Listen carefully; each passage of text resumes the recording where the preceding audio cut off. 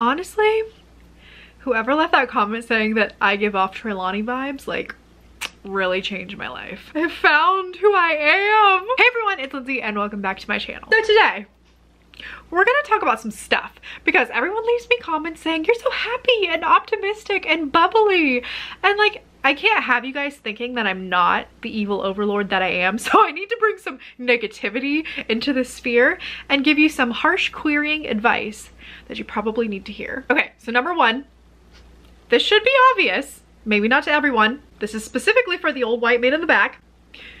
You are going to get rejected. A lot, like a lot. I queried for almost 2 years in 2 different books, and I received 109 rejections. And I'm not gonna lie, that number probably would have been shocking to me when I first entered the trenches.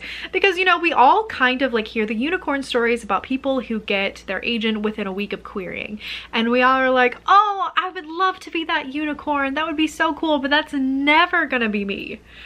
But then secretly, like, you don't admit it to anyone. You like think it is gonna be you because, like, just in case you actually are fabulous, it's gonna happen.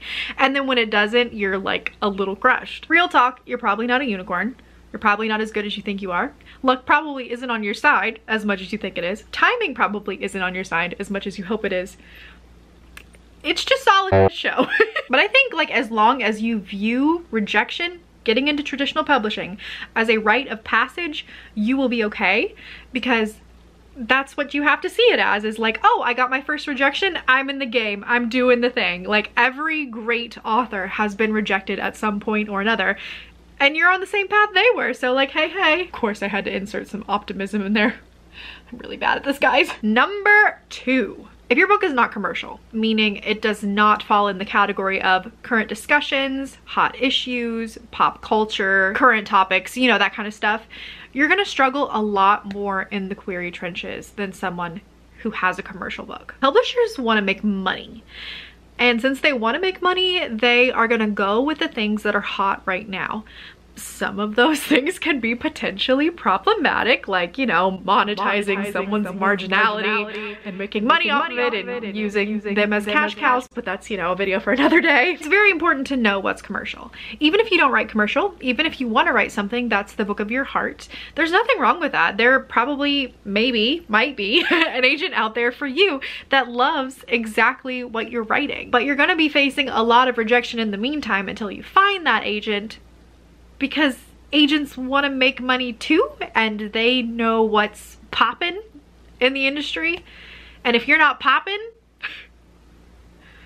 then you're probably getting rejected. I was trying to think of like a cool little like rhyme. It didn't come to me. I think a lot of people struggle too with figuring out what commercial is, and it is really difficult because it changes so quickly. But I would suggest looking at the most hyped books that the publishers are really pushing. What are the central themes being explored in that book? What does the plot look like? What do the characters look like? How is the story presented format-wise? Mixed media, book and prose, multiple POVs, things like that. It does take a certain eye to find what is marketable and what is commercial, and it's kind of like just like a je ne sais quoi in some ways. Like, you just know when you know if a book is marketable. But I think a lot of people have the misconception that if they write a great book, even if it's not commercial, it will find an agent or easily find an agent, and that's just not true. I'm not saying it can't happen. There's lots of deals that I see from Publishers Weekly, and I'm like, wow, that book sounds great, but that's not marketable at all. How did that get a deal? I'm just saying it's much harder and it's much less likely. This industry is ruled by money, right? So everyone wants to make money,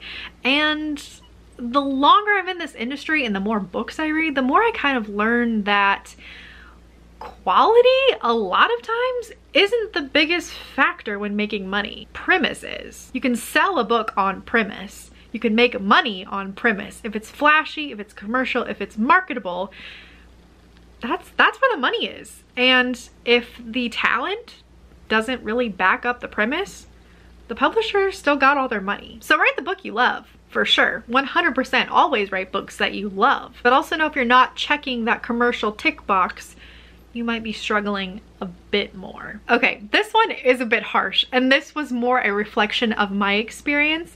But number 3, your query is probably not as good as you think it is. I guarantee you can probably cut at least 15 words.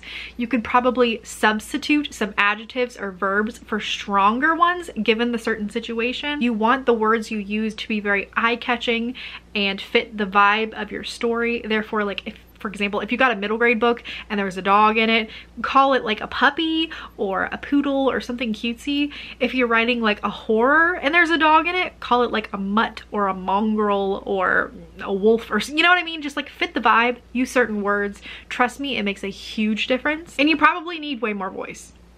Agents love voice. That's like the #1 thing when you're querying you see agents want on their manuscript wish list is they want a killer voice. And you have to put that into your query so they know that you can do that. It's very, very difficult. With my most recent book, I think I went through 8 versions of my query before I got to the final one. I will link the video where I read that query up and down below if you're interested in watching the query that got me an agent. And now I know everyone has a different opinion on this, but I am a huge proponent of personalizing your query. Personalizing simply means that you are doing research on every agent you are sending a query to, looking up what they're asking for in their manuscript wish list or wherever blogs they have information of what they want to be sent, picking out little things that they list there that are in your book and putting it in your paragraph where you say, hey, this is my book. A lot of people say you don't need to do this. That doesn't make a big difference. And that's a fine opinion to have. However, it does not hurt. So if it does not hurt, but it could potentially help, I see no reason as to why you should not do it with like every query. #4. Okay. So in Kidlit, meaning YA and middle grade, if you are querying 50, 60, definitely 70 agents, you're probably querying some agents. Some agents are people that are saying they are agents that really don't have the connections, the capacity, the talent, or the support to actually sell your book and get it out there. This is why it's so important to do your research. One of the best tools that you can purchase is Publishers Marketplace.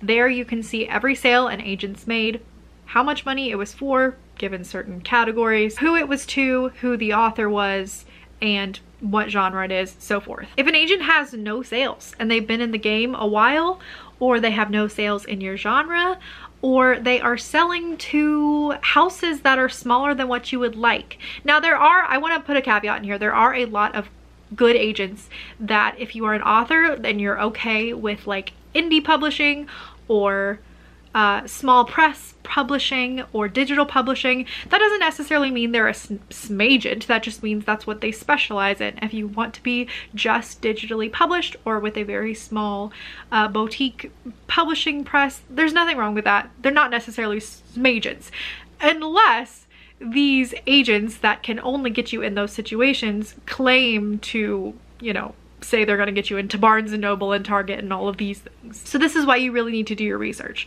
and see who's selling what and to who. Because an agent can make 50 sales a year, but if it's only 2 small presses that don't give advances or digital only, that might not be what you're looking for. This is another reason why I think being on writer Twitter is so important, following agents and authors and publishing houses and so forth, being active like in watching the conversations. You don't have to participate, but just knowing what's going on in the industry is so important, because there are so many conversations happening where smagents are being called out. And my last piece of harsh writing advice, #5, is that if you are looking for a sign that it is time to put your current work in progress down and start something new,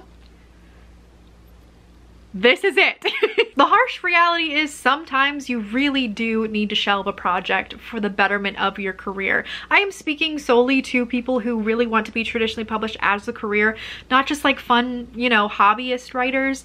There's a big difference there. And passion for a project, if you want to be a career author, cannot overweigh your passion for your career, and sometimes you just have to put something to bed. For example, in 2017, I started writing the book of my heart, When the Sea Came for Us. It's a disabled mermaid book.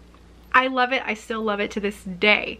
I worked on it for 3 years and nothing came of it. I pulled it from querying, I revised it, I sent it back out, it still wasn't working. I have another revision plan ready for it. Like, I could get in there any day now and start working on it.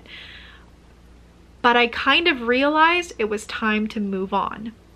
And guess what? I started writing The Glass Witch, my middle grade book, which is the book that I got an agent with. So it worked really well for me knowing when to move on. And just because you put a project to bed for now doesn't mean it's dead forever. I've seen lots of published authors go back and, you know, when they get an agent, they go back to their, you know, manuscript trunk and they're like, hey, I wrote this 5 books ago. I'm really passionate about it. Do you want to give it a look? And your agent will be like, yeah. And sometimes those books sell. Brandon Sanderson, he does that all the time. He's had a whole list of trunk novels that got published after he finally, you know, got his foot in the door.